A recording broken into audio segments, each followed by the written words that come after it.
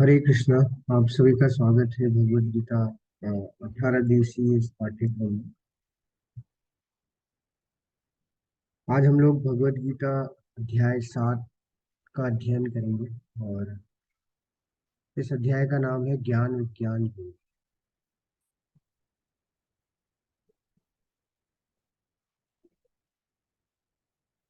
हम लोग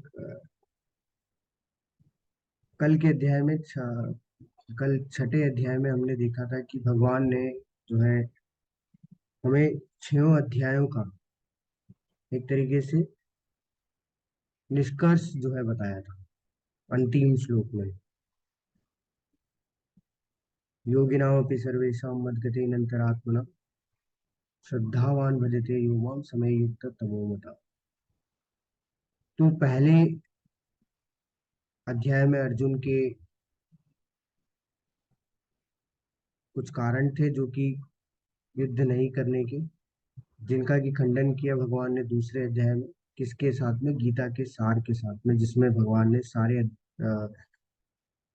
कर्म योग, ज्ञान योग और भक्ति योग तीनों के बारे में जो है थोड़ा थोड़ा परिचय देके सारे अर्जुन के बताए गए कारणों के खंडन किया। तीसरे अध्याय में भगवान ने हमें डिटेल में बताया था कि कर्म योग कैसे हम लोग कर सकते हैं, कर्म के माध्यम से कैसे हम भगवान से जुड़ सकते हैं। चौथे अध्याय में हमने देखा था कि ज्ञान के माध्यम से कैसे जुड़ा जा सकता है। पांचवें अध्याय में हमने देखा था कि व्यवहारिक तौर पे कर्म योग किस तरीके से हम लोग अपने जीवन में उतार सकते हैं और कैसे कर्मों को करते हुए भी हम लोग कर्मों के बंधनों से मुक्त हो सकते हैं। फिर जो छठा अध्याय था उसमें ध्यान योग, जिसमें कि भगवान ने एक और नई विधि बताई थी जिसके माध्यम से कि भगवान से जुड़ा जा सकता है। लेकिन छठे अध्याय के अंत में भगवान ने ये बता दिया कि ये सारे योगों में से जो सर्वश्रेष्ठ योग है वो भक्ति योग है, क्योंकि सभी योग का एक मात्र लक्ष्य होता है, वो है भक्ति योग। तो अब जो अध्याय शुरू होने वाले हैं 7 से लेके 12 तक, ये भक्ति योग प्रधान है। इसमें भगवान अब भक्ति योग के बारे में बताएंगे कि वास्तव में भक्ति योग होता क्या है, शुद्ध भक्ति क्या होती है, कैसे हम भक्ति कर सकते हैं, शुद्ध भक्तों को कैसे पहचान सकते हैं, उनके लक्षण क्या होते हैं, और भक्ति के अलग अलग स्तर क्या होते हैं। तो ये जो 7 से लेके 12 अध्याय है, इसमें हम लोग को ये सब चीजें जानने मिली। इसलिए इसलिए जो अध्याय 7 है जो कि परिचय देता है हमें, उसका नाम क्या बोला गया है? ज्ञान विज्ञान योग। ठीक है, तो ये वास्तव में हमें आध्यात्मिक ज्ञान, आध्यात्मिक विज्ञान के यानी भगवान के उस दिव्य विज्ञान के बारे में, भक्ति के उस दिव्य विज्ञान के बारे में क्या देगा? हमें परिचय देगा कि वास्तव में हम कैसे कैसे जो है भक्ति के मार्ग पे आगे बढ़ सकते हैं और किस किन किन तरीके से हम लोग भगवान का जो है अनुभूति कर सकते हैं। तो आइए हम लोग इस अध्याय की शुरुआत करते हैं। श्री भगवान उवाच मया सक्तमना पार्थ योगं युञ्जन्मदाश्रयः असंशयं समग्रं मां यथा ज्ञास्यसि तच्छृणु। श्री भगवान ने कहा, हे प्रथापुत्र, अब सुनो कि तुम किस तरह मेरी भावना से पूर्ण होकर वो मन को मुझ में आसक्त करके योगाभ्यास करते हुए मुझे पूर्णतया संशय रहित जान सकते हो। देखिए, हमने चौथे अध्याय में देखा कि जो भगवत गीता या फिर भगवान को जानना या भगवत प्राप्ति करना, उसके लिए कुछ योग्यता की जरूरत होती है। और वो योग्यता क्या है? वो योग्यता है भक्त, यानी भक्ति। अगर हम लोग भक्त बन जाएंगे तो हमारे लिए आसान होगा कि हम लोग इसको बहुत अच्छे से समझ पाए, भगवान के इस ज्ञान को हम लोग पूरी तरीके से एक्सेप्ट कर सकें, स्वीकार कर सकें और बिना संशय के स्वीकार कर सकें। यहाँ भगवान एक और जो है वो अ, योग्यता बता रहे हैं। वो योग्यता क्या है? वो योग्यता है कि मया सक्त मना पार्थ, अपने मन को मुझ में आसक्त करो। अगर कोई व्यक्ति अपने मन को मुझ में आसक्त करके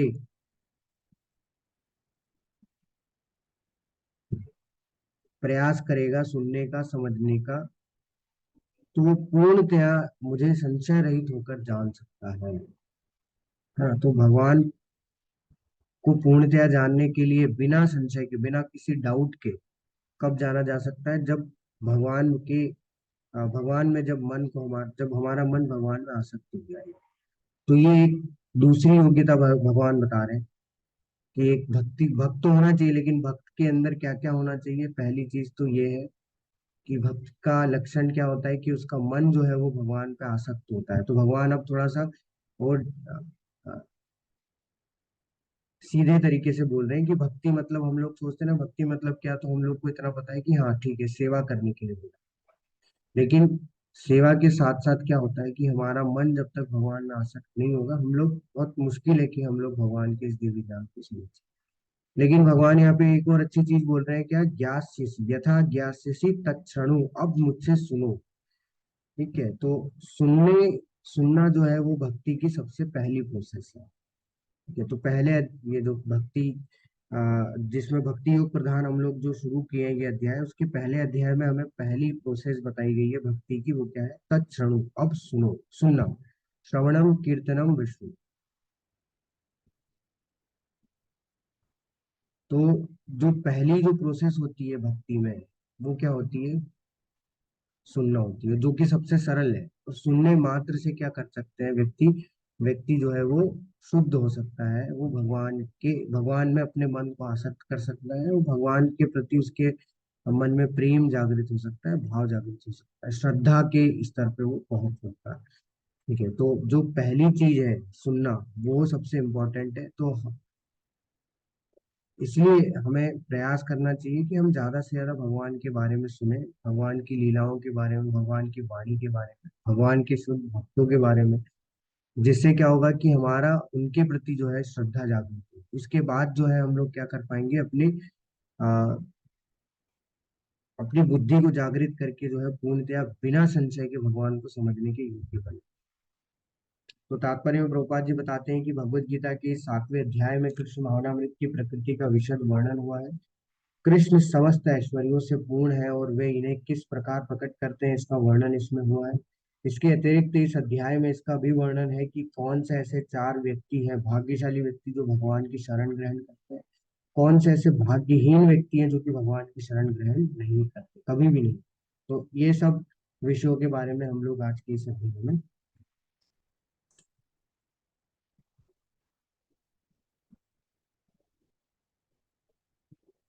अब मैं तुमसे पूर्ण रूप से व्यवहारिक तथा दिव्य ज्ञान कहूंगा। इसे जान लेने पर तुम्हें जानने के लिए और कुछ भी शेष नहीं रहेगा। देखिए, भगवान हम्म, पूरी भगवत गीता में अब जो आने वाले अध्याय है उसमें हर बार अर्जुन को यही बोलेंगे कि अब मैं तुम्हें जो ज्ञान बोलूँ बताऊंगा, वो उसको जानने के बाद अब तुम्हारे पास कुछ भी शेष नहीं है। तो ये जो भक्ति का जो ज्ञान है, ये लक्ष्य है। और इसको अगर हम लोग जान लिए, इसको अगर समझ लिए, भक्ति के इस विज्ञान को, तो कोई भी ज्ञान फिर शेष नहीं रह जाता। जैसे हमने पहले भी चर्चा की थी, चौथे अध्याय में 2 तरीके के ज्ञान होते हैं। एक तो होता है आध्यात्मिक ज्ञान, आध्यात्मिक विज्ञान, और एक होता है भौतिक विज्ञान। भौतिक विज्ञान हमें सिर्फ भौतिक चीजों के बारे में ही बताता है। और वो भौतिक विज्ञान और आध्यात्मिक विज्ञान में क्या सबसे बड़ा अंतर है कि भौतिक विज्ञान बदला जा सकता है, लेकिन आध्यात्मिक विज्ञान को हम लोग नहीं बदल सकते। इसलिए उसे दिव्य ज्ञान बोलते हैं। क्यों? क्योंकि वो किसके बारे में बताता है? वो भगवान के बारे में बताता है, भगवान के भक्तों के बारे में बताता है, भगवान की लीलाओं के बारे में बताता है।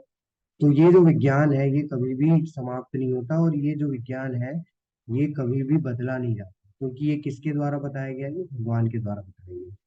इसलिए ये जो विज्ञान है ये पूर्ण है, ये परफेक्ट है, अपने आप में कंप्लीट है, इसमें कुछ भी नहीं रह जाता। इसलिए भगवान यहाँ क्या बोल रहे हैं? पूर्ण रूप से व्यवहारिक तथा दिव्य ज्ञान का। और भगवान पूर्ण रूप से क्यों ज्ञान बता पा रहे हैं? क्योंकि भगवान पूर्ण है। हाँ, भगवान के बारे में एक ईशोपनिषद है। वैसे ईशोपनिषद, ऐसे सारे उपनिषदों का जो शुरुआत है वो यहीं से होता है, जिसमें ये बोला जाता है, ओम पूर्णमदः पूर्णमिदं पूर्णात् पूर्णमुदच्यते पूर्णस्य पूर्णमादाय पूर्णमेवावशिष्यते। तो भगवान परिपूर्ण है, तो भगवान से निकलने वाली जितनी भी चीजें हैं, भगवान से जुड़ी हुई जितनी भी चीजें हैं, वो भी क्या है, पूर्ण है, परफेक्ट है। तो इसीलिए जो भगवान ज्ञान दे रहे हैं वो भी कैसा है, वो भी परफेक्ट है, वो भी दिव्य है। क्यों? क्योंकि भगवान के मुख से जो निकलती है चीज, वो क्या बन जाती है, वो भगवान की वाणी जो है, वो शास्त्र हमारे जितने भी हैं वो बन जाता है। अब दिव्य क्यों है? क्योंकि भगवान की प्रकृति दिव्य है। जन्म कर्म च में दिव्यम, भगवान के जो कर्म है वो दिव्य है, वो साधारण नहीं है ना। अब बात आती है कि आ, एक प्रश्न हमारे दिमाग में आ सकता है कि हम यानी कि जो जीवात्मा है वो अपूर्ण क्यों है, हम लोग अपूर्ण क्यों है ना, हम लोग क्यों नहीं पूर्ण है, हम लोग अपूर्ण क्यों हैं, हम क्यों नहीं सीख पा रहे अपने अपने बुद्धि से, अपने दिमाग से हम लोग क्यों नहीं सीख सकते ये सब चीजें, या फिर क्यों हम लोग जो है पूरी तरीके से इसको समझ नहीं सकते। उसका कारण क्या है? अगर हम लोग अपने से सीखने जाएं, जैसे हमने पहले भी चर्चा की थी कि दो तरीके होते हैं ज्ञान को प्राप्त करने के, जिसमें से जो शास्त्र हमें बताते हैं कि हमें गुरु की शरण में जाके, प्रमाणिक गुरु की शरण में जाके इसे सीखने का प्रयास करना चाहिए। अपने मनोधर्म से हम लोग नहीं सीख सकते। उसका कारण क्या है? क्योंकि हमारे अंदर चार दोष पाए जाते हैं, और उन चार दोषों के कारण से हम लोग योग्य नहीं है। हम गलतियां करते हैं, हम धोखा खाते हैं, हम धोखा देते हैं, हम जो है हमारी इंद्रियां अपूर्ण है। तो ये चारों दोषों के कारण हम लोग योग्य नहीं है कि हम लोग क्या कर सकें, भगवान के इस दिव्य ज्ञान को अपने ही खुद से सीखने का प्रयास कर सके। इवन आप देखिए, हम जब भौतिक संसार में भी जब कोई भौतिक जो शिक्षा अर्जित करते हैं, तो भी हम लोग अपने से नहीं पढ़ पाते, उसके लिए भी हमें शिक्षक की जरूरत पड़ती है ना। जबकि वो तो किसी साधारण व्यक्ति के द्वारा जो है बनाए, जो किताब हम लोग वो पढ़ रहे हैं, है ना, फिर भी वो हम लोग नहीं समझ पाते, उसके लिए भी हमें शिक्षक की जरूरत होती है। शिक्षक को अपने शिक्षक की जरूरत होती है। तो ये जो प्रणाली है वो चलती आ रही है, मतलब कि गुरु शिष्य वाली प्रणाली जो है वो कभी भी समाप्त नहीं होती, क्योंकि वही जो है वो क्या है, प्रमाणिक प्रणाली है, जिसमें कि हम लोग आ, भौतिक शिक्षा भी जो है वो अर्जित करते हैं, वही है, उसी तरीके से की जाती है। तो आध्यात्मिक शिक्षा भी उसी तरीके से अर्जित की जाती है, और उसी तरीके से हमें क्या करना चाहिए, उसे प्राप्त करने का प्रयास करना चाहिए। तभी हम लोग क्या है, सही मायने में हम लोग उसके जो उसका जो मतलब है, उसका जो लक्ष्य है, उसको हम लोग समझ पाएंगे। अन्यथा हम लोग कुछ भी अपने त्रुटिपूर्ण ढंग से अगर कुछ भी सीखेंगे, तो कभी भी हम लोग क्या है, उसमें आगे प्रगति नहीं कर पाए। अब बात ये आती है, देखिए, अब कई लोग बोलेंगे कि आप अगर अभी भी जाके किसी को बताएंगे कि भक्ति जो है बहुत महान है, भक्ति बहुत सरल है, बहुत आसान है, तो सामने वाले व्यक्ति का प्रश्न होता है कि अच्छा, आप बोल रहे हैं भक्ति बहुत आसान है, भक्ति बहुत सरल है, बहुत आनंद के साथ किया जाता है, उसमें रस है, तो फिर सारे लोग भक्ति क्यों नहीं कर रहे?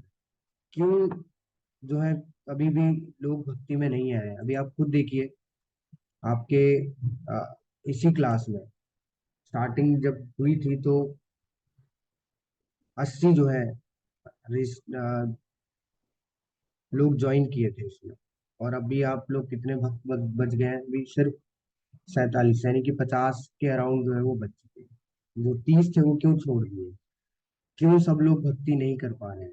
ठीक है, रजिस्ट्रेशन हम लोग देखते हैं, अगर हम लोग इसमें देखें तो रजिस्ट्रेशन कुछ हजारों में आते हैं, लेकिन ज्वाइन भी बहुत सारे ग्रुप में, आप देखिए ग्रुप भी पूरा भरा हुआ है, कुछ 200 300 लोग जो है ज्वाइन करते हैं, लेकिन फिर भी आते उसमें से स्टार्टिंग में कुछ 100 लोग हैं, और फिर बच जाते हैं अंत तक 10 या 20 लोग। ऐसा क्यों होता है? तो भगवान उसका उत्तर देते हैं इस वाले श्लोक में, मनुष्याणाम सहस्त्रेषु कश्चिद् यदति सिद्धे यततामपि सिद्धानाम कश्चित् मां वेत्ति तत्त्वतः। कई हजारों मनुष्यों में से कोई एक सिद्धि के लिए प्रयत्नशील होता है, और इस तरह सिद्धि प्राप्त करने वालों में से भी विरला ही कोई मुझे वास्तव में जान पाता है। तो भगवान बोल रहे हैं, कोई एक विरला होता है जो जान पाता है, मतलब कि मान लीजिए कि जैसे आप, मैं इस क्लास का ही एग्जांपल लेता हूँ कि स्टार्टिंग में मान लीजिए रजिस्ट्रेशन हुए कितने 1000, ग्रुप ज्वाइन किया कितना 200, क्लास आए कितने स्टार्टिंग से 80 लोग, है ना, बचे कितने जो कि अंत तक चले, वो है मान लीजिए 10 या 20 लोग। उन 10-20 में से भी जो इस प्रोसेस को कंटिन्यू कर रहे हैं, उसमें से कोई एक होगा जो क्या है भगवान के इस दिव्य ज्ञान को समझ पाएगा, भगवान को प्राप्त कर पाएगा। तो भक्ति जो है वो, ऐसा हम बोल सकते हैं कि सरल तो है लेकिन सस्ती नहीं है। भक्ति सरल बहुत है लेकिन सस्ती नहीं है, बहुत रेयर है, बहुत ही ज्यादा रेयर है कि हर कोई इसको एक्सेप्ट नहीं कर सकता। उसका कारण क्या है? क्योंकि भक्ति में नियम है, और नियम कोई पालन करना नहीं चाहता। सबको ऐसा लगता है कि भगवान ने कहाँ बोला है कि ऐसा किया करो। भगवान ने नहीं बोला, भगवान ने नहीं बोला, हम लोग ये क्लेम करते हैं। तो हम चाहते हैं कि हमें भगवान बस बैठे बैठे आंख बंद करे और प्राप्त करे, हम लोग तपस्या नहीं करना चाहते, लेकिन पैसा कमाने के लिए हम लोग कुछ भी कर सकते हैं। पैसा कमाने के लिए हम जो चाहे वो कर सकते हैं। पैसा कमाने के लिए अगर हमें बोला जाए कि सुबह 3 बजे भी आपको उठना है तो आप उठेंगे। लेकिन जब बोला जाए कि भगवान को प्राप्त करने के लिए आपको 3 बजे उठ के भक्ति करनी है, मतलब ऐसा तो भगवान बोलते ही नहीं, भगवान कष्ट नहीं देते। बिल्कुल भगवान कष्ट नहीं देते, लेकिन भगवान हमारा एफर्ट तो देखते हैं, भगवान हमारी तपस्या तो देखते हैं। तो जो भी काम हम लोग जब भगवान के लिए करते हैं वो तपस्या बन जाती है, उसमें भगवान प्रसन्न होते हैं। तो जब तक हम लोग किसी चीज में एफर्ट नहीं डालते वो हमें प्राप्त नहीं होती। तो बात आती है कि फिर भगवान ऐसा क्यों चाहते हैं? भगवान इसलिए ऐसा चाहते हैं कि भगवान ये देखना चाहते हैं कि हम लोग चाहते हैं कि नहीं, कि भगवान को हमने प्राप्त करना है या नहीं करना है। क्योंकि जैसे 5वें अध्याय में हमने चर्चा की थी कि भगवान ने हमें एक इच्छा दी है। उस इच्छा का भगवान देखते हैं कि ये इच्छा का क्या करते हैं, ये सदुपयोग करते हैं या दुरुपयोग करते हैं। और अगर हम सदुपयोग करते हैं तो भगवान तुरंत हमें खींच लेते हैं। भगवान इतने दयालु हैं कि हम लोग अगर एक बार भी नाम लेते हैं तो भगवान हमें जो है पूरी सहायता करते हैं कि ये पब हमेशा नाम लेते रहे। लेकिन वो इच्छा हमारी इतनी खराब हो जाती है कि हम लोग उसका दुरुपयोग करके उसको फिर आगे बढ़ाते ही हैं। तो इसका एग्जाम्पल हम लोग इससे भी समझ सकते हैं कि आपने देखा होगा ये क्रॉस कंट्री मैराथन होती है, उसमें भी क्या होता है कि कहीं पूरा पूरा शहर जो है वो क्या करता है, पार्टिसिपेट करता है, रजिस्टर कर देगा। ठीक है, उसमें से आएंगे कुछ लोग, उसमें से भागेंगे कुछ लोग, उसमें से पूरी करेंगे कुछ लोग, और उन पूरी करने वालों में से भी कोई एक होगा जो विजेता बनेगा। तो वैसे ही है इस भक्ति का भी, कि भक्ति बहुत लगती है, आसान है, बिल्कुल आसान है, सरल है, लेकिन प्रॉब्लम ये है कि उसमें बहुत सारे नियम है, और उसमें तपस्या है, इसलिए बहुत रेयर है, हर कोई उसको एक्सेप्ट नहीं कर पाता। इसलिए भगवान ने भी क्या किया है कि पहले ही अध्याय से भक्ति नहीं बताना चालू की। भले ही भक्ति सर्वश्रेष्ठ है, लेकिन फिर भी पहले अध्याय से भक्ति नहीं बताई। पहले अध्याय से उन्होंने क्या बताया, कर्म बताया। क्यों? क्योंकि सब लोग कर्म को जो है ज्यादा अ, प्रधानता देते हैं दूसरों के ज्ञान से भी। तो हम लोग आगे इस पे चर्चा करेंगे कि वास्तव में ये जो चीज हम लोग कर रहे हैं वो कितनी ज्यादा इफेक्टिव है या नहीं। तो अभी ये यहाँ से क्लियर हो जाता है कि वास्तव में आप समझ सकते हैं कि आप उन हजारों में से कितने भाग्यशाली हैं कि जो यहाँ आके 1 घंटा रोज डेली क्या कर रहे हैं, इस कक्षा को अटेंड कर रहे हैं, और भगवान के इस दिव्य ज्ञान को हम लोग सब साथ में मिलकर समझने का प्रयास।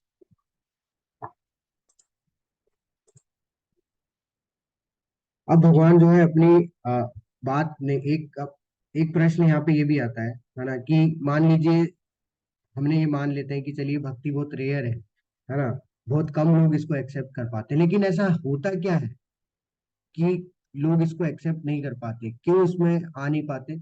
हमने देखा नियम है बहुत सारे, लेकिन उन नियमों से क्या होता है?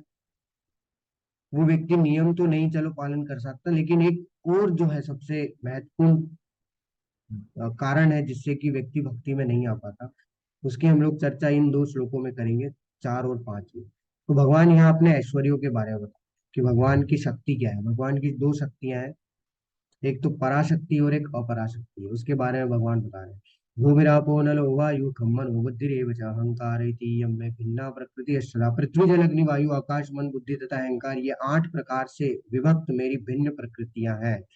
हमने देखा था कि हमारे हमारी जो आत्मा है उसको, मतलब वास्तव में हम है जो, सॉरी, हमें 2 शरीर ढके हुए हैं। कौन से 2 शरीर? एक तो है ग्रॉस बॉडी, स्थूल शरीर, और एक सूक्ष्म शरीर। स्थूल शरीर जो कि हमारा ये हड्डी मांस से बना हुआ है, जिसमें ब्लड सर्कुलेट हो रहा है और ये सब जो है, ये स्थूल शरीर। इसके पीछे है जो, वो है सूक्ष्म शरीर, जो कि मन बुद्धि अहंकार से बना। ये दोनों ही भौतिक शरीर है। और ये दोनों ही किसकी? ये दोनों भी क्या है? भगवान की ही शक्ति है, जिसको अपराशक्ति बोला जाता है। भगवान बता रहे हैं कि जो हमारा बाहर का जो हड्डी मांस से जो बना हुआ शरीर है, वो किससे बनता है? पृथ्वी जल अग्नि वायु आकाश, ये पंच महाभूत से बनता है। और इससे पीछे जो सूक्ष्म शरीर है, मन बुद्धि तथा अहंकार, ये भी जो है वो भौतिक प्रकृति है, भगवान की भौतिक शक्ति है। इसको अपराशक्ति बोला जाता है। ये 8 प्रकार की भगवान की अपराशक्ति है। इसके बाद है, हे महाभाव अर्जुन, इनके अतिरिक्त मेरी एक अन्य पराशक्ति है, और जो उन जीवों से युक्त है जो इस भौतिक अपरा प्रकृति के साधनों का विदोहन कर। तो परा जो हो गई, वो क्या हो गई? आत्मा। आत्मा क्या करती है? आत्मा विदोहन करती है, यानी कि किनका विदोहन कर रही है? इनका विदोहन। इनका यानी कि पृथ्वी जल अग्नि वायु आकाश, बाहर का शरीर, मन बुद्धि अहंकार, इसके पीछे सूक्ष्म शरीर। होता क्या है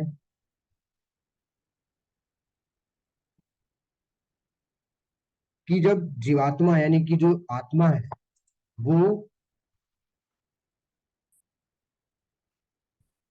जड़ वस्तु के संपर्क में आती है। जड़ वस्तु यानी कि ये पृथ्वी जल अग्नि वायु आकाश, यानी प्रकृति के जब संपर्क में आती है, तो उसे क्या प्राप्त होता है? उसे एक शरीर प्राप्त होता है। उसके कर्म और उसकी इच्छा क्या होता है? तो जो जीवात्मा है वो भी क्या है? अपने आप को क्या मानने लग जाती है? वो अपने आप को जड़ मानने लगती है, वो अपने आप को शरीर मानती है, वो भूल जाती है अपना अस्तित्व, और वो अपने आप को क्या समझ लेती है? आत्मा, शरीर समझ लेती है। और फिर क्या करती है? इस भौतिक संसाधनों का भोग करने में लग जाती है।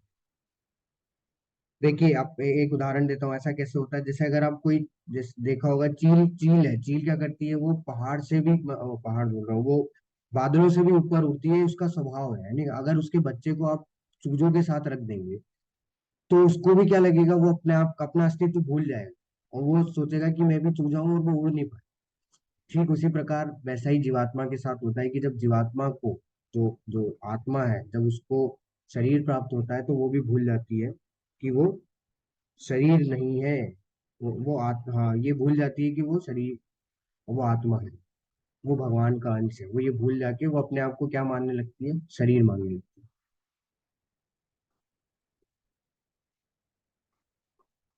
और वो अपने आप को शरीर मानकर क्या करता है?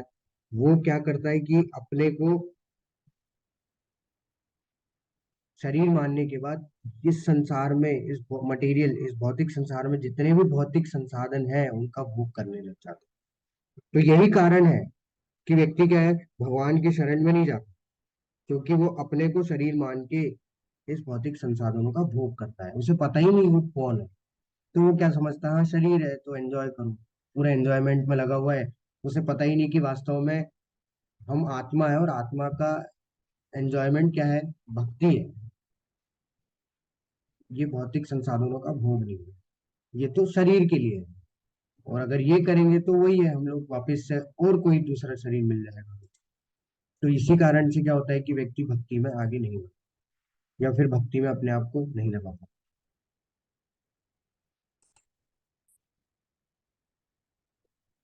सारे प्राणियों का उद्गम इन दोनों शक्तियों में से है, इन दोनों शक्तियों में है। इस जगत में जो कुछ भी भौतिक तथा आध्यात्मिक है, उसी उसकी उत्पत्ति तथा प्रलय मुझे ही जाना। अब ये क्या है? भगवान ने स्पष्ट रूप से बोल दिए कि जो कुछ भी इस संसार में हमें दिख रहा है, वो सब किससे? इन दोनों से ही मिलके बना है। परा और अपरा प्रकृति के साथ ही मिलके बना हुआ है। इस जगत में जो कुछ भी भौतिक तथा आध्यात्मिक है, उसकी उत्पत्ति तथा प्रलय मुझे भी जानना। स्पष्ट रूप से भगवान बोले कि नवे अध्याय में इसको और ज्यादा स्पष्ट कर देंगे कि मेरी ही इच्छा से ये सृष्टि होती है और मेरी ही इच्छा से ये सृष्टि का नाश होता है। और यहाँ पे उन्होंने पहले ये चीज बता दी कि ये जो उत्पत्ति हो रही है और ये जो प्रलय हो रहा है वो मुझे ही मैं ही इसका कारण हूँ। और ये यही चीज ब्रह्मा जी भी बताए। ब्रह्मा जी अपने प्रेयर्स में बोलते हैं, अनादि राधे गोविंद सर्व कारण कारणम, सारे कारणों के भी कारण जो है वो कौन है? वो भगवान श्री कृष्ण। हे धनंजय, मुझसे श्रेष्ठ कोई सत्य नहीं है। जिस प्रकार मोती धागों में गुंथे रहते हैं उसी प्रकार सब कुछ मुझ पर ही आश्रित है। भगवान बोल रहे हैं कि मुझसे कोई श्रेष्ठ नहीं, मत्तः परतरम न अस्ति कश्चिद न मत्तः परतरम न कश्चिद अस्ति धनंजय, कि मेरे से ऊपर कोई परम सत्य इस संसार में नहीं है, इस संसार में, इस ब्रह्मांड में नहीं है। ये चीज भगवान स्वयं इस चीज की पुष्टि कर रहे हैं। और जो सत्य की बात हम लोग किए थे दूसरे अध्याय में, कि परम सत्य को जानने के तीन अलग अलग वो होते हैं, तरीके होते हैं। हर कोई अपनी बुद्धि के हिसाब से जो है भगवान को जानने का प्रयास करता है। तो वो जो परम सत्य है उसकी पुष्टि भगवान यहाँ कर रहे हैं कि कौन परम सत्य है? मैं ही परम सत्य। और और क्या बोल रहे हैं कि इस संसार में कोई भी ऐसा व्यक्ति नहीं है जो मुझ पे आश्रित नहीं है। हम लोग कितना भी बोल ले सब कुछ कि भगवान भगवान कुछ नहीं होते हैं, कुछ भी बोल रहे हैं हम लोग इस तरीके के जो है, हमें कमेंट कर दें कुछ भी, किसी से किसी को कुछ बोल दें कि भगवान का कोई ऐसा है ही नहीं, ये तो सब हम लोग जो कर रहे हैं उसी से प्राप्त हो रहा है। उससे कोई फर्क नहीं पड़ता, क्योंकि भगवान इस चीज की यहाँ पे पुष्टि कर दी है कि कोई भी जो है उनके बिना नहीं रह पाए। तो सब कुछ किस पे आश्रित है? भगवान पे आश्रित। उन्होंने एग्जाम्पल दिया कि कैसे वो जो मोती जो धाग जो आपने मोतियों वाली माला देखी होगी, वो किस पे, जो मोती है वो किस पे टिके रहते हैं? धागे पे। धागा दिखाई नहीं देता है, लेकिन फिर भी वो टिके हुए हैं। जैसे ही धागा आप काट देंगे मोती बिखर जाएंगे। वैसा ही हमारा भी है कि हम लोग पूरी तरीके से भगवान पे आश्रित है, और इसीलिए हम लोग भगवान से जब अलग हुए तो अभी यहाँ सब बिखरे हुए हैं। हमें पता ही नहीं, जब तक हम लोग तब कनेक्ट नहीं होंगे भगवान से, अपने आप को नहीं जोड़ेंगे, तब तक हम लोग फिर से जो है अपने सही तरीके के कार्य में नहीं लगते। परंतु जब भगवान सब जगह है, भगवान की ही सब उत्पत्ति और प्रलय का कारण है, तो फिर हम लोग भगवान की अनुभूति कैसे कर सकते हैं? है ना? ये भी जरूरी है कि इस भौतिक संसार में भी हम लोग भगवान की अनुभूति कर सकते हैं, लेकिन कैसे?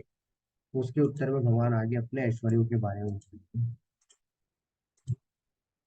यहाँ तो यहाँ से भगवान अपने ऐश्वर्यों के बारे में बताएंगे, है ना? ये जो जो भी भगवान यहाँ से जो कुछ भी बताएंगे वो भगवान के ऐश्वर्य है। उससे हम भगवान की अनुभूति कर सकते हैं, है ना? उसके विशेष गुण भगवान जो है बताते हैं। जो भी चीज हम बताएंगे भगवान ना, उसके विशेष गुण के बारे में भगवान बात करते हैं। और उन विशेष गुणों से हम लोग भगवान की अनुभूति कर सकते हैं। जैसे यहाँ पे भगवान बोल रहे हैं, रसोहम अप्सु कौन्तेय यह प्रभा अस्मि शशि सूर्यो प्रणव सर्ववेदेषु शब्द खेपो हे कुंतीपुत्र, मैं जल का स्वाद हूँ, सूर्य तथा चंद्रमा का प्रकाश हूँ, वैदिक मंत्रों में ओंकार हूँ, आकाश में ध्वनि हूँ तथा मनुष्य में सामर्थ्य हूँ। हम लोग कैसे अनुभूति करें भगवान की?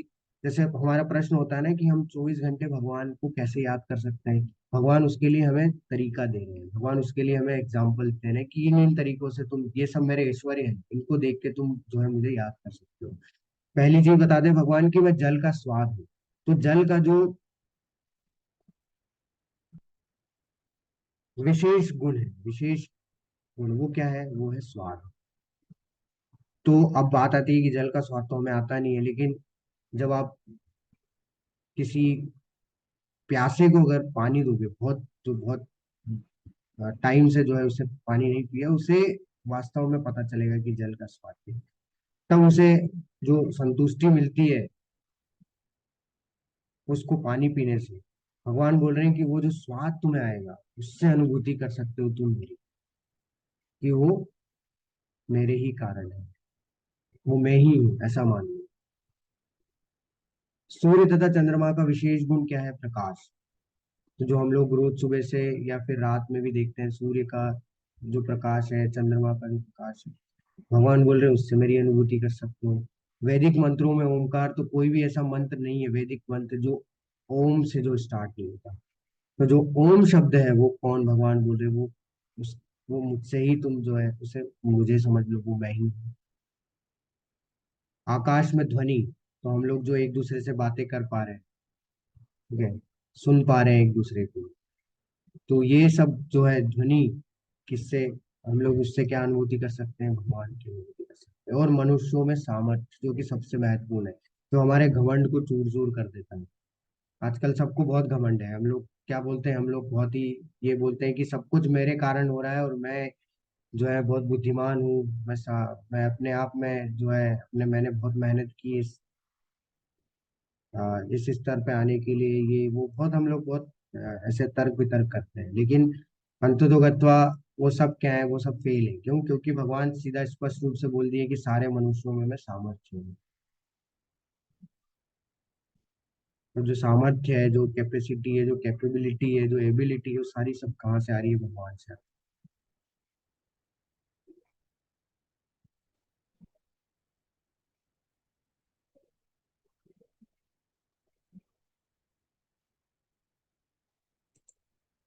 तो यहाँ पे बताया जा रहा है कि जैसे पानी का स्वाद, इसमें अनुभूति कर सकते हैं, चांद और सूरज की रोशनी की से अनुभूति कर सकते हैं, वैदिक मंत्रों में ओंकार जो है उससे अनुभूति कर सकते हैं।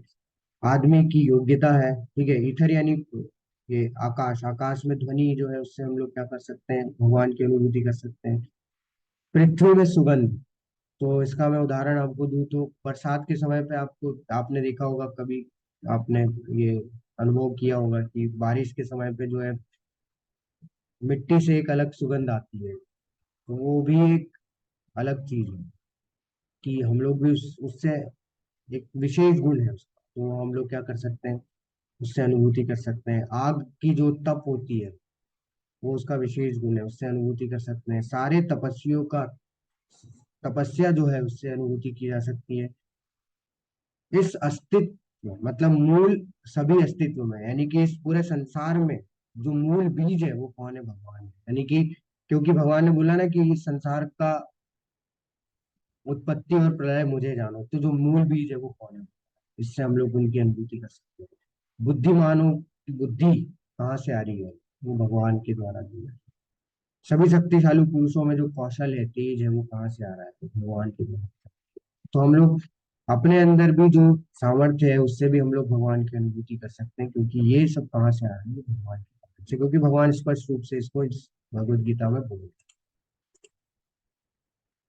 तुम जान लो कि मेरी शक्ति द्वारा सारे गुण प्रकट होते हैं, चाहे वो सतोगुण हो, रजोगुण हो या तमोगुण हो, एक प्रकार से मैं सब कुछ हूँ, किंतु हूँ स्वतंत्र। मैं प्रकृति के गुणों के अधीन नहीं हूँ, अपितु वे मेरे अधीन हैं।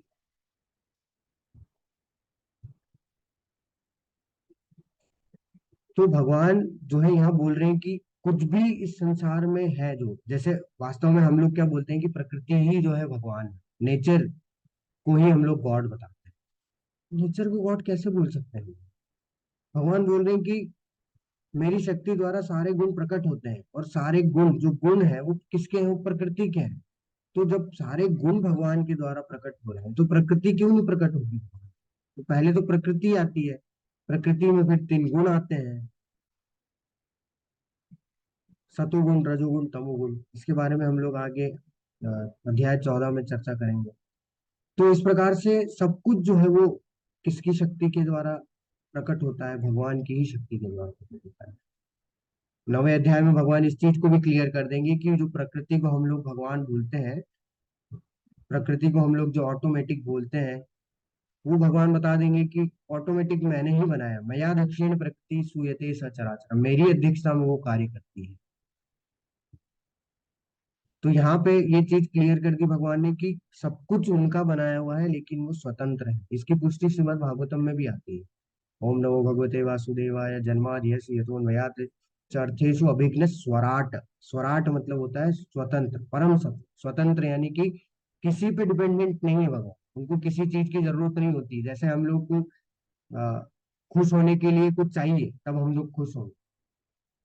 हाँ,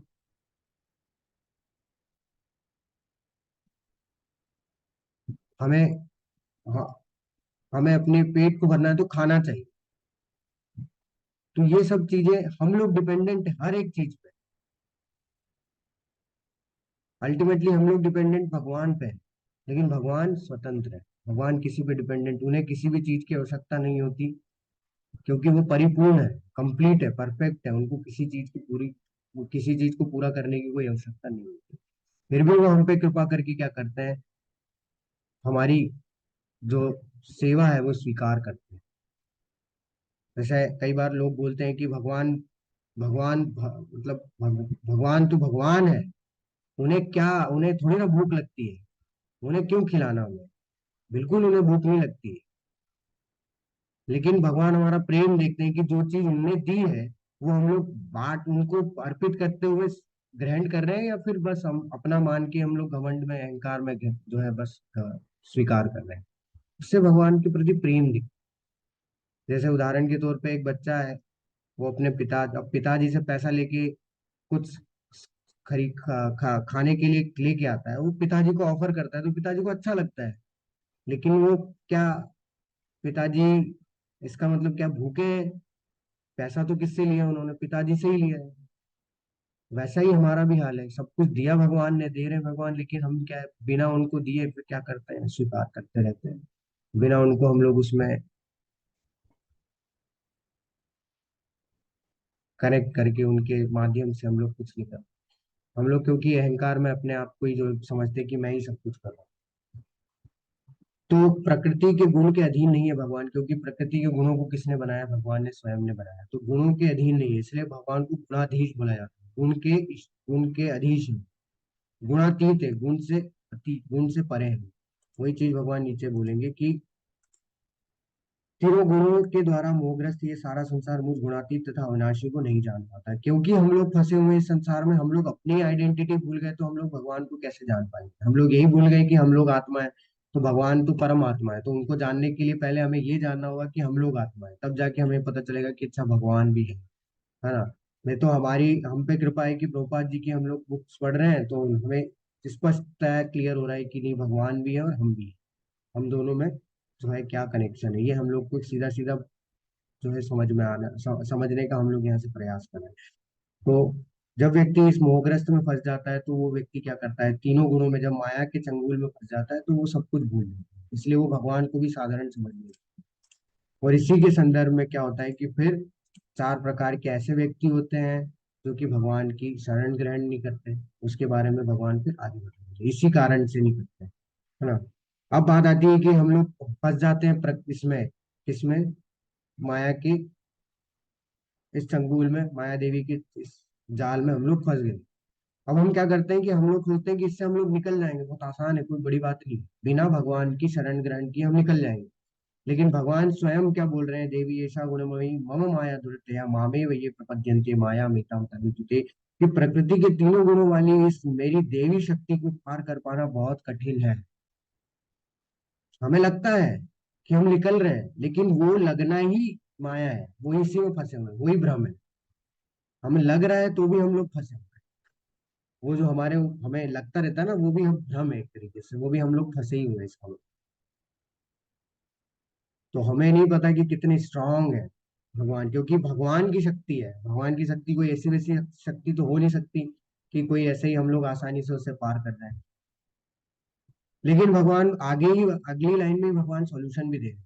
भगवान क्या बोल रहे हैं, किंतु जो मेरे शरणागत हो जाते हैं वे सरलता से इसे पार कर पाएंगे। उसके लिए डिफिकल्ट नहीं है, आराम से पार कर लेगा। कब? लेकिन उसे मेरी शरणागत होना पड़ेगा, उसे मेरी शरण में आना पड़ेगा, उसे मुझे अपने सारे कामों में ऐड करना होगा। यानी कि शरणागत लेना यानी कि भक्ति करना। शरणागत के बारे में भगवान आखिरी अध्याय के 64वें श्लोक में ही बताया, सर्वधर्मान परित्यज्य मामेकम शरणम व्रज, ये मेरी शरण है। तो ये जो शरण लेना, एक तरीके से भक्ति करना है, ये पूरी भगवत गीता का जो है वो सार है, लक्ष्य है, कि यही चीज हमें भगवान बार बार बोलते हैं। उसका कारण क्या है, क्योंकि तभी हम लोग क्या कर पाएंगे, भगवान से अपने आप को जोड़ पाएंगे, तभी उनसे कनेक्ट कर पाएंगे। ऐसा आसानी से, इतना आसान नहीं है कि भक्ति को माया को हम लोग जो है क्या कर सकते, माया देवी को हम लोग हरा सकते। हम क्या सोचते हैं, हम लोग सोचते हैं कि हम लोग एक दूसरे की मदद करके हम लोग क्या करेंगे, एक दूसरे को इससे निकाल पाएंगे। पॉसिबल ही नहीं है। पता है, ये सारे अंधे हैं, सारे अंधे हो जाए इस पूरे संसार में, कोई एक दूसरे की मदद कर पाएगा? जैसे मान लीजिए दो अंधे हैं, उन्हें रोड क्रॉस करनी है, कैसे करेंगे? कोई तो एक व्यक्ति होना चाहिए, उन्हें रोड तो दिखे। तो हम भी क्या है, हमारी अवस्था वैसी ही है, हम सारे वैसे ही अंधे हैं, हमें नहीं पता कि क्या है वास्तविकता में, कैसा दृश्य होता है। एक और उदाहरण है कि हमारा कैसा हाल है कि हमें एक रूम में हाथ और पैर दोनों बांध दिए और हमें फेंक दिया। अब हमें हाथ और पैर दोनों खोलने हैं। अब सबके हाथ पैर बंधे हुए हैं, हम लोग कैसे खोल पाएंगे एक दूसरे के हाथ पैर? नहीं खोल सकते। कोई ऐसा व्यक्ति चाहिए ना जिसके हाथ पैर खुले हैं। तो हम भी ऐसा है, हम सारे लोग माया में बंधे हुए हैं, तो हम लोग कैसे एक दूसरे को हम लोग माया से निकाल पाएंगे? नहीं निकाल पाएंगे। इसलिए भगवान की शरण ग्रहण करनी होगी। कौन? क्योंकि भगवान मायाधीश है, माया के अधीश है वो, माया के स्वामी है, माया के कंट्रोलर है। तो जब हम उनकी शरण में चले जाएंगे तो माया देवी हमारा कुछ नहीं कर पाएगी, हम लोग उससे अपने आप को बचा पाएंगे। तो अब जो चार प्रकार के व्यक्ति हैं जो भगवान की शरण ग्रहण कभी नहीं करते, वो कौन है? नमाम दुष्कृतिनो मूढ़ा प्रपद्यन्ते नराधमा मायया प्रज्ञानासुरं भावमाश्रिता। जो निपट मूर्ख है, जो मनुष्यों में अधम है, जिनका ज्ञान माया द्वारा हर लिया गया है, और जो असुरों की नास्तिक प्रकृति को धारण करने वाले हैं, ऐसे दुष्ट मेरी शरण ग्रहण नहीं करते। भगवान स्पष्ट रूप से बता दिए। तो जो निपट मूर्ख है, तो प्रभुपाद जी के अगर तात्पर्य पढ़ेंगे आप इसमें, तो प्रभुपाद जी ने एक एक जो कैटेगरी है उसको बहुत डिटेल में एक्सप्लेन किया है। तो जो निपट मूर्ख है, निपट मूर्ख कौन है? निपट मूर्ख वो है जो गधे जैसा काम कर रहे हैं, थोड़े से पैसे के लिए जो गधे जैसा काम कर रहे हैं, यानी कि दिन रात लगे हुए हैं। ये जानते हैं भगवान होते हैं, लेकिन ये कभी भी भगवान के जो है शरण ग्रहण नहीं करते। ये कभी भी भगवान, ये मंदिर नहीं जाते, क्योंकि इनके पास समय नहीं है। ये सो कॉल्ड बिजी लोग होते हैं जो गधे जैसा काम करते हैं। गधा देखा है आपने? गधा क्या करता है? गधा ये करता है कि उसको पता है कि हाँ, रात में मेरा मालिक जो है खाने के लिए देगा कुछ थोड़ा सा, है ना। उस थोड़े से के लिए दिन भर वो जो है कार्य करता रहता है, अंत में उसको मिलता उतना ही है, और उसका कोई फायदा ही नहीं है। उस थोड़े से भोग के लिए क्या करता रहता है व्यक्ति? पूरा टाइम लगा रहता है। तो जो निपट मूर्ख है वो भी ऐसा ही है, तो गधे जैसा काम करते रहते हैं। उसके बाद आते हैं मनुष्यों में अधम। ये मनुष्यों में अधम जो है, ये निपट मूर्खों से थोड़ा ऊपर होता है। ये क्या है, ये गधे जैसा काम तो नहीं करते, इनके पास सारा ऐश्वर्य दिया है, भगवान ने दे रखा होता है, फिर भी ये भगवान की शरण ग्रहण नहीं करते। इसमें बहुत सारे ऐसे लोग आते हैं, नेता हो गए, ठीक है, सेलिब्रिटीज हो गए, ये क्या करते हैं, इनके पास सब कुछ है, कोई चीज की कमी नहीं है। ये भी भगवान को जानते हैं कि हाँ भगवान होते हैं, मंदिर है, लेकिन फिर भी ये नहीं जाते, क्योंकि ये मनुष्यों में अधम है। तीसरे आते हैं जिनका ज्ञान माया द्वारा हर लिया गया। मतलब कौन है ये वो है जिसमें जैसे कुछ वैज्ञानिक लोग हैं, कुछ कवि लोग हैं, ठीक है, ये भी भगवान को जानते हैं, लेकिन क्या है, ये इनका ज्ञान जो है माया द्वारा हर लिया है। मतलब कि ये अपने हिसाब से जो है क्या करते हैं, सब सीखने का प्रयास करते हैं। ये भगवान के ये वाणी में, शास्त्रों में विश्वास नहीं करते, इसलिए ये भगवान को नहीं जान पाते हैं, और इसलिए भगवान की शरण नहीं लेते। और आखिरी में बोला जो असुरों की नास्तिक प्रकृति को धारण करते हैं, यानी कि असुर वो जो कि भगवान के अस्तित्व को स्वीकारते ही नहीं, वो जो ये बोलते हैं कि भगवान होते ही नहीं है, भी कभी भगवान की शरण ग्रहण नहीं। तो ऐसे दुष्ट, भगवान बोल रहे हैं ऐसे दुष्कृति लोग, ऐसे दुष्ट लोग, मूढ़ा, मूर्ख लोग कभी भी जो है क्या है, भगवान की शरण ग्रहण नहीं। लेकिन है ऐसे चार कैटेगरी वाले लोग जो कि भगवान की शरण ग्रहण करते हैं। चतुर्विधा भजन्ते माम जना सुकृतिनो अर्जुनो अर्थो जिज्ञासु अर्थाति ज्ञानी च भरतर्षभ। हे भरत, चार प्रकार की पुण्यात्मा मेरी सेवा करते हैं। कौन? आर्थ जिज्ञासु, अर्थार्थी तथा ज्ञानी। आर्थ कौन होते हैं? आर्थ जो कि पीड़ित होते हैं, जिसे जिसे कोई पीड़ा होती है ना, जिसे दुख होते हैं कि भगवान मेरी ये बीमारी ठीक कर दो, मेरी ये ठीक कर दो, उस चक्कर में भगवान के पास है ना। जिज्ञासु जो भगवान को जानने के एकदम जिज्ञासु होते हैं कि नहीं मुझे जानना है, भगवान की प्रकृति को जानना है, भगवान ने कैसे ये सृष्टि बनाई, कैसे हम लोग भगवान पे आश्रित हैं, वो जिज्ञासु होते हैं। तो वो क्या है, वो भी भगवान की शरण में होता है। आर्थार्थी जिन्हें धन की आवश्यकता होती है, गाते हैं ना, भगवान मुझे 2 लाख दिलवा दो, 4 लाख दिलवा दो, ये दिलवा दो, वो दिलवा दो, लॉटरी लग जाए मेरी। ये अर्थार्थी में आते हैं, ये भी भगवान की शरण में है। और लास्ट है ज्ञानी। ज्ञानी यानी कि जिन्हें ज्ञान होता है, वो तो निश्चित है भगवान की क्या है, शरण ग्रहण करेंगे, उन्हें पता है वास्तव में भगवान कौन है, भगवान के बारे में जानते हैं। तो वो प्रेम वश भगवान की शरण जो है ग्रहण ग्रहण करके रखते हैं। तो ये सारे लोग विभिन्न परिस्थितियों में भगवान की क्या करते हैं, भक्ति करते हैं, लेकिन फिर भी ये शुद्ध भक्ति तक नहीं पहुंच पाते। क्यों? इनका कारण है कि ये जो है, ये क्या करते हैं, ये वास्तव में किसी फल की प्राप्ति के लिए जाते हैं। और होता क्या है, आगे मैं बताऊंगा आपको कि आगे ये लोग भी है नीचे गिर सकते हैं, ये लोग भी जो है नीचे, ये लोग भी क्या कर सकते हैं, उन दुष्कृतियों में अपने आप को बिठा सकते हैं। कैसे, आगे हम लोग इस पे चर्चा करेंगे। तो यहाँ पे उदाहरण है कुछ शास्त्रों में, जो कि भगवान ने जिसकी चर्चा की है कि जो कौन कौन से 4 प्रकार के व्यक्ति हैं जो शरण ग्रहण करते हैं, उसके उदाहरण दिए हैं। तो पहला ये गजेंद्र मोक्ष है। तो ये पिछले जन्म में राजा थे, इंद्रद्युम्न नाम के राजा होते हैं, ठीक है। उनके उनको किसी वर्ष जो है अगला जन्म किसका मिलता है, जानवर का मिलता है, यानी कि हाथी का जो है शरीर प्राप्त। तो जो हाथी का शरीर प्राप्त होता है, तो वो अपने झुंड के साथ कहाँ जाते हैं, वो एक तालाब में जाते हैं वहां पानी पीने के लिए। और जो मगरमच्छ है वो उन पर हमला करते हैं। अब ये किस में है, गजेंद्र मोक्ष की ये जो कहानी है, जो गजेंद्र है ये किस में है? ये पीड़ा में है। और उन्होंने क्या किया, पीड़ा में जो है भगवान की स्तुति की, और फिर भगवान ने आके उन्हें क्या किया, इससे बचाया। तो ये पीड़ा हो गया, ये किस में आ गया, आर्त में आ गया। भगवान अभी बताए कि जो है पीड़ा में जो व्यक्ति होते हैं वो मेरी शरण ग्रहण करते हैं। जैसे द्रौपदी भी पीड़ा में थी, उसने शरण ग्रहण करी। उसके बाद जो यहाँ आप देख रहे हैं, यहाँ पे ये व्यासदेव जी है और उनकी पत्नी है, और उनके गर्भ में जो है वो श्रील सुखदेव गोस्वामी है, ठीक है। अब श्रील सुखदेव गोस्वामी जो है वो कई सालों से जो है बाहर निकलना ही नहीं चाह रहे गर्भ से, क्योंकि वो सोचते थे कि मैं अगर बाहर निकल गया तो मैं सांसारिक प्रलोभनों में फंस जाऊंगा, संसार में फंस जाऊंगा। तो वो बहुत पीड़ा में थी माता। तो उनका पीड़ा दूर करने के लिए कौन आए, भगवान स्वयं आए। और उन्होंने फिर जो है वो उनको विश्वास दिलाया कि तुम नहीं फंसो।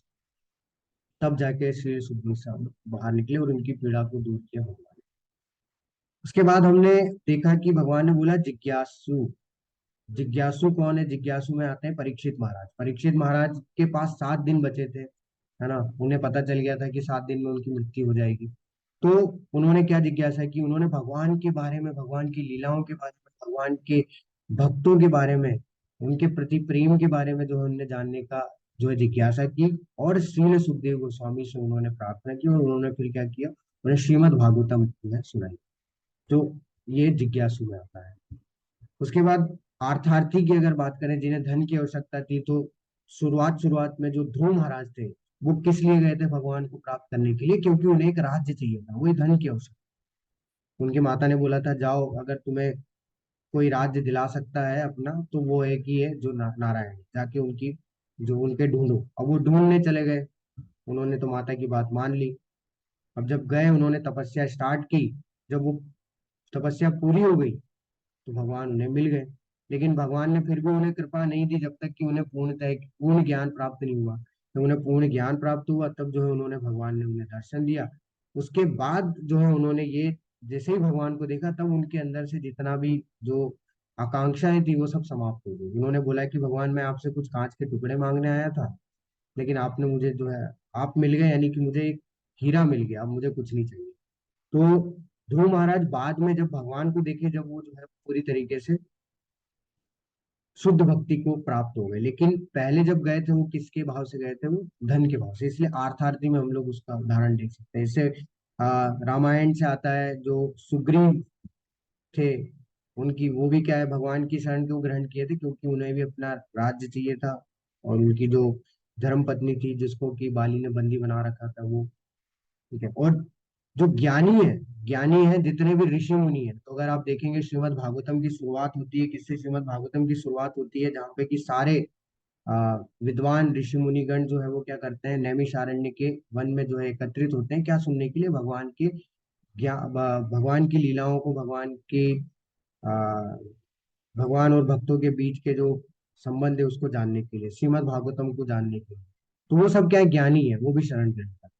लेकिन भगवान बोलते हैं कि इनमें से भी, इन चारों में से भी जो सर्वश्रेष्ठ है वो कौन है। भगवान बता रहे हैं इनमें से जो परम ज्ञानी है, वो शुद्ध भक्ति में लगा रहता है, वह सबसे सर्वश्रेष्ठ है, क्योंकि मैं उसे अत्यंत प्रिय हूँ और वो मुझे अत्यंत प्रिय है। उसका कारण है, परम ज्ञानी भगवान को, भगवान क्यों बोल रहे हैं सर्वश्रेष्ठ है वो इसलिए सर्वश्रेष्ठ है परम ज्ञानी, क्यों, उसे पता है कि जो कुछ भी हो रहा है मेरे साथ, वो क्या है, वो सब कुछ मेरे कर्मों का है। और अगर मुझे, जैसे मान लीजिए, उसका भाव कैसा होता है कि अगर कुछ उसके साथ अच्छा हो रहा है तो वो भगवान को जो है वो धन्यवाद देता है कि आपकी कृपा से, मैं इस लायक नहीं था लेकिन फिर भी मुझे ये चीज मुझे मिली, तो ये आप ही की कृपा है मेरे लिए, है ना। और अगर उसके साथ बुरा होता है तो वो अपने कर्मों को दोष देता है, अपने आप को दोष देता है कि मेरे ऐसे कर्म थे जिसके कारण से कि मुझे ये जो है तकलीफ झेलनी पड़ रही है, दुख झेलने पड़ रहे हैं। और आपकी इतनी कृपा है कि पता नहीं ये जो मुझे दुख मिल रहा है ये और कितना ज्यादा होता अगर आपकी शरण में ग्रहण नहीं कर किया होता। तो आपने क्या किया, उसके तीव्रता को कम कर दिया। तो ये भाव होता है एक भक्त का। भक्त कभी भी भगवान को, परम ज्ञानी कभी भी भगवान को छोड़ता नहीं है। लेकिन ये जो आर्थार्थी और जो जिज्ञासु हैं, ये छोड़ सकते हैं। जैसे मान लीजिए अगर कोई पीड़ा में है, वो भगवान के पास रोज जा रहा है, उसकी पीड़ा दूर हुई नहीं, वो बोले "यार, भगवान भगवान कुछ नहीं होते यार, मैं इतने सालों से जा रहा हूँ मंदिर में प्रसाद चढ़ा रहा हूँ, भगवान कुछ कर ही नहीं रहे"। वो नास्तिक बन जाता है। वो क्या बन गया, असुरों में आ गया वो, मतलब उसने भगवान, वो उन चार कैटेगरी में आ गया जिसमें कि वो भगवान की शरण ग्रहण नहीं कर रहे। वैसे ही जो अर्थार्थी होते हैं वो भी पैसे के लिए जाते हैं, बहुत अनुष्ठान करते हैं, पूजा करते हैं, अंत में उनको नहीं मिलता तो वो भी जो है भगवान पे विश्वास उनका उठ जाता है। क्योंकि ये सब आकांक्षा से जा रहे हैं। जिज्ञासु है, अगर कोई उसे प्रामाणिक स्रोत नहीं मिलता तो उसकी जिज्ञासा भी जो है वो समाप्त हो जाती है, उसके प्रश्नों के उत्तर उसे नहीं मिलते तो वो भी फिर जो है छोड़ देता है कि भगवान कुछ होते नहीं, सब लोग कुछ भी बोलते हैं। लेकिन जो परम ज्ञानी होते हैं वो कभी भी भगवान की शरण ग्रहण को, भगवान की शरण को नहीं छोड़ते हैं, हमेशा लगे रहते हैं भगवान की भक्ति में। इसलिए भगवान क्या बोल रहे हैं, भगवान बोल रहे हैं कि इसलिए वह, उसके लिए मैं अत्यंत प्रिय हूँ तो वो भी मेरे लिए अत्यंत प्रिय है, क्योंकि वो किसी भी परिस्थिति में भगवान को नहीं छोड़ेगा। जैसे प्रहलाद महाराज, कोई भी परिस्थिति क्यों ना हो, वो भगवान को छोड़ते ही नहीं। अब जो ये ज्ञानी होते हैं, अगर ये भगवान की शरण ग्रहण करते हैं, है ना, और अगर ये प्रामाणिक गुरु के पास जाके ज्ञान को अर्जित करने का प्रयास करते हैं, तब तो ये बहुत जल्दी जो है शुद्ध भक्ति को प्राप्त करते हैं। लेकिन अगर ये अपने खुद के दिमाग से अगर भगवान को जानने का प्रयास करते हैं तो क्या होता है कि अनेक जन्म जन्मांतर के बाद जिसे सचमुच ज्ञान होता है, वह मुझको समस्त कारणों का कारण जानकर मेरी शरण में आता है, ऐसा महात्मा अत्यंत दुर्लभ होता है। तो जो ज्ञानी होते हैं शुरुआत के स्तर पर अपने खुद से जानने का प्रयास करते हैं, लेकिन उन्हें कई जन्म जन्मांतर लग जाते हैं अपने से समझने में कि अच्छा भगवान जो वासुदेव सर्वमिति, यहाँ देखिए आपका वासुदेव सर्वमिति, कि उसे ये जानने में कई जन्म जन्मांतर लग जाते हैं कि वासुदेव ही सब कुछ है। जब वो जान लेता है तब जो है वो भगवान की भक्ति में लगता है, भगवान की शरण ग्रहण करता है। भगवान उसको भी क्या बोल रहे हैं, ऐसा महात्मा भी बहुत ज्यादा दुर्लभ है। क्यों, क्योंकि उसने प्रयास किया। बट ये प्रोसेस कैसी है, जन्म जन्मांतर तक हमें बार बार बार बार बार बार बार बार जन्म मृत्यु के चक्र में आना पड़ेगा, बार बार इस संसार में जन्म लेना पड़ेगा। इसलिए अगर जो सीधा भगवान प्रामाणिक गुरु की शरण में जाके अगर सीख लेता है तो उसे जन्म जन्मांतर के इतने कष्टों को झेलना नहीं पड़ता है, और वो तुरंत जो है भक्ति, शुद्ध भक्ति के स्तर तक पहुंच सकता है। अब भगवान जो है वो, जो हम लोग त्रुटिपूर्ण ढंग से जो देवी देवताओं की पूजा करते हैं उसके बारे में बता रहे हैं कि जिनकी बुद्धि भौतिक इच्छाओं द्वारा मारी गई है, वे देवताओं की शरण में जाते हैं और वे अपने अपने स्वभाव के अनुसार पूजा विशेष विधि विधानों का पालन करते हैं। मैं प्रत्येक जीव के हृदय में परमात्मा स्वरूप स्थित हूँ। जैसे ही कोई किसी देवता की पूजा करने की इच्छा करता है, मैं उसकी श्रद्धा को स्थिर करता हूँ, जिससे वह उसकी विशेष देव जिससे वह उसी विशेष देवता की भक्ति कर सके। ये बहुत जगह आपको सुनने मिला होगा कि जो है इस्कॉन में ये बोला जाता है कि भगवान की पूजा करो, बाकी सारी देवी देवताओं की पूजा करने की जरूरत नहीं, कोई शिव जी की पूजा करने की जरूरत नहीं, कोई माता की पूजा करने की जरूरत नहीं है। ऐसा नहीं है। भगवान यहाँ पे क्या बोल रहे हैं ये स्पष्ट समझ में आ रहा है हमें, एकदम साधारण हिंदी में लिखा है। भगवान बोल रहे हैं कि हम जो पूजा पाठ करते हैं देवी देवताओं के, वो किस लिए करते हैं? भौतिक इच्छा से करते हैं। हम लोग को उनके प्रति कोई प्रेम नहीं है। हम लोग सिर्फ भौतिक इच्छा की पूर्ति के लिए उनसे क्या कर रहे हैं? उनकी पूजा कर रहे हैं, उन देवी देवताओं की शरण ग्रहण कर रहे हैं और विधि विधानों का पालन कर रहे हैं। तो भगवान उल्टा ये बोल रहे हैं कि चलिए आप कर भी रहे हो ये, इससे बहुत अच्छी बात है। भगवान क्या बोल रहे हैं कि मैं सबके हृदय में स्थित हूँ परमात्मा के रूप में। सर्वस्य चाहम हृदय सन्निविष्ट हूँ, 15वें अध्याय के 15वें श्लोक में भगवान बोलते हैं कि मैं सबके हृदय में स्थित हूँ परमात्मा के रूप में। भगवान सब जानते हैं किसका किसके प्रति जो है वो क्या कारण से जो है कार्य किया जा रहा है। भगवान क्या करते हैं, फिर भी देवी देवताओं के प्रति जो इच्छा से हम लोग जो इच्छा से हम लोग उनकी पूजा करते हैं, भगवान उस इच्छा के ही माध्यम से हमारी श्रद्धा को उनमें स्थिर कर देते हैं कि हम लोग जो है उनकी इच्छा के मतलब हमारी भौतिक इच्छा के लिए उनकी पूजा ना करें। हम लोग क्या करें, उनको उनकी भक्ति करें, उनकी अ, इस तरीके से पूजा करें जिससे कि हमें भगवान का जो है प्रेम प्राप्त हो।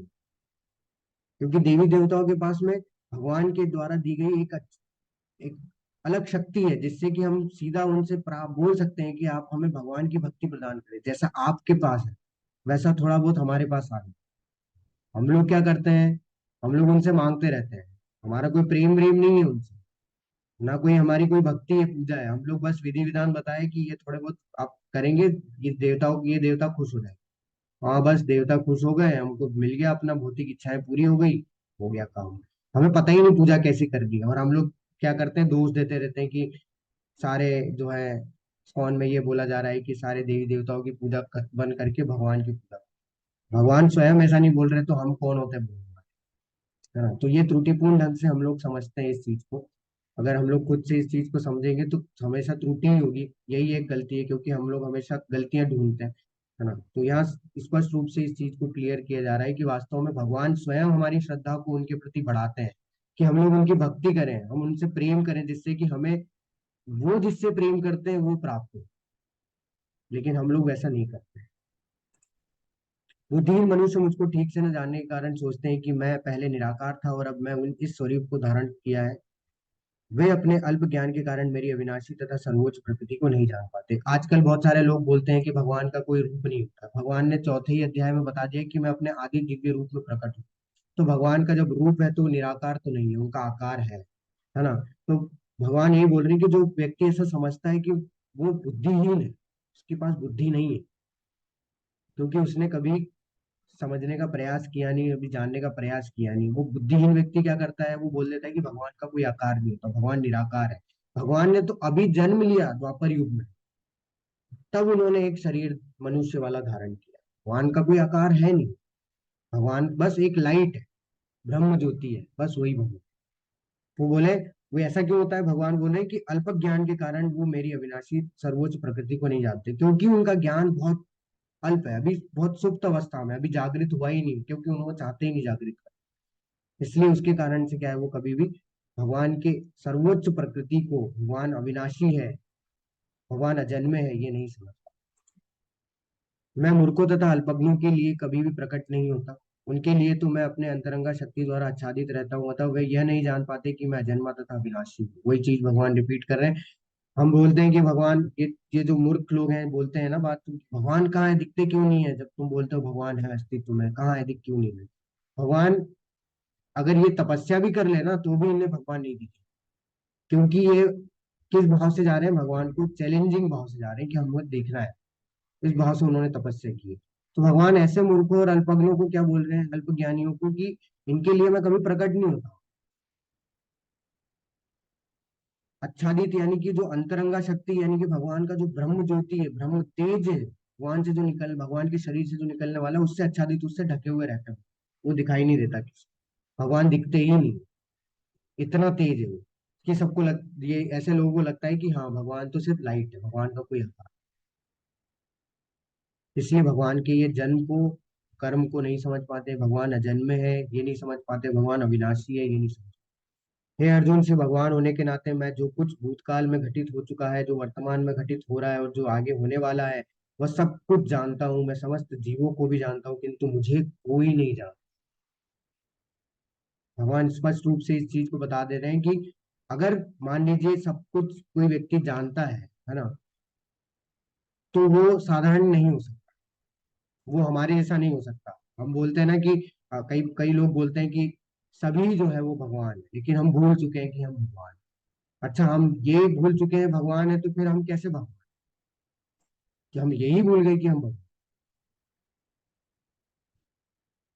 ये भी तो एक माया है, क्योंकि माया में फंसे इसलिए भूल गए भगवान। तो भगवान माया में अगर फंस रहे हैं तो माया भगवान हो गई ना, माया भगवान से श्रेष्ठ हो गई, भगवान थोड़ी ना श्रेष्ठ। तो ये सब क्या है, तर्क वाली बातें हैं, जो कि बुद्धिहीन जिसको बोला जा रहा है भगवान ने, कि वो जो मूर्ख है, जो मनुष्य, जो अल्प ज्ञानी, वो इस तरीके के तर्क देते हैं। तो भगवान सब जानते हैं, हमारा वर्तमान जानते हैं, हमारा भूत जानते हैं, हमारा भविष्य जानते हैं, सब कुछ जानते हैं। भगवान सब सारे जीवों को इस संसार में, सब जो जड़ है चेतन है सबको जानते हैं, चर है अचर है सबको जानते हैं, लेकिन फिर भी भगवान को कोई नहीं जान पाता। भगवान को जानने के लिए क्या चाहिए, हमें भक्ति। एकमात्र योग्यता है भगवान को जानने के लिए भक्ति, भक्ति के ही माध्यम से हम भगवान को जान सकते हैं, अन्यथा कोई और रास्ता नहीं है कि भगवान को जान। अंत में भगवान बोलते हैं कि जिन मनुष्यों ने पूर्व जन्मों में तथा इस जन्म में पुण्य कर्म किए हैं और जिनके पाप कर्मों का पूर्णतः उच्छेदन हो चुका है, वे मोह के द्वंद्वों से मुक्त हो जाते हैं और वे संकल्प पूर्वक मेरी सेवा में तत्पर होते हैं। तो भगवान बता रहे हैं कि कैसे कर सकते हो आप, ये कैसे संभव होता है कि व्यक्ति शुद्ध भक्ति के स्तर तक पहुंच पाता है।